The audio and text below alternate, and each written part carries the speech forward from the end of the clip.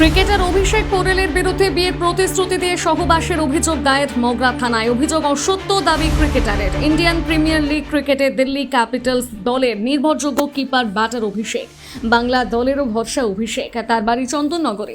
কর্ণাটকে ডাক্তারি পড়ুয়া এক তরুণী আজ মগরা থানায় গিয়ে তার বিরুদ্ধে অভিযোগ দায়ের করেন। জানা গিয়েছে 3.5 বছর ধরে তরুণীর সাথে সম্পর্ক ছিল ক্রিকেটারের।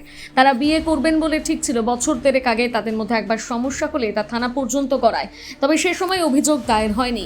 আজ তরুণী তার মাকে নিয়ে থানায় অভিযোগ জানাতে আসেন। ঘটনার গুরুত্ব বুঝে হুগলি গ্রামীণ পুলিশের সুপার কুয়ার ভূষণ সিং মগরা থানায় আসেন। সেখানে ডিএসপি ক্রাইম অভিজিৎ সিনহা মহাপাত্র, আইসি মগরা সৌমেন বিশ্বাসের সঙ্গে আলোচনা করেন এবং কি করণীয় সে বিষয়ে প্রয়োজনীয় নির্দেশ দেন।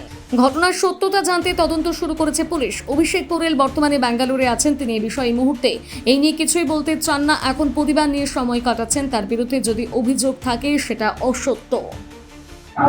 এবার অভিষেক পোরেলের বিরুদ্ধে মগরা থানায় অভিযোগ দায়ের এক তরুণী, কর্ণাটকের ডাক্তারি পড়ুয়া সেই তরুণী। যেমনটা জানা যায় যে অভিষেক পোরেল আইপিএল এর একটি দলের হয়ে খেলছেন এবং সেখানেই নির্ভরযোগ্য কিপার এবং ব্যাটসম্যান তিনি। প্রসঙ্গত সেই তরুণীর সঙ্গে 3 বছর ধরে সম্পর্ক ছিল অভিষেক পোরেলের। বছর দেড়েক আগে কোনো এক কারণে সেই তরুণীর সঙ্গে সম্পর্ক ভাঙে এবং তখন কিন্তু সেই ঘটনা থানা অবধি গড়ায়।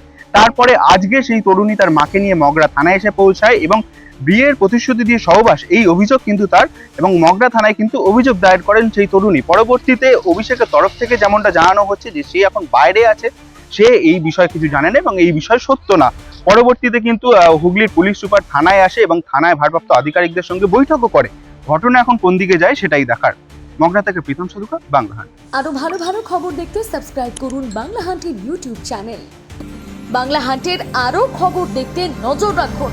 বাংলা খবর মানেই বাংলা হান্ট।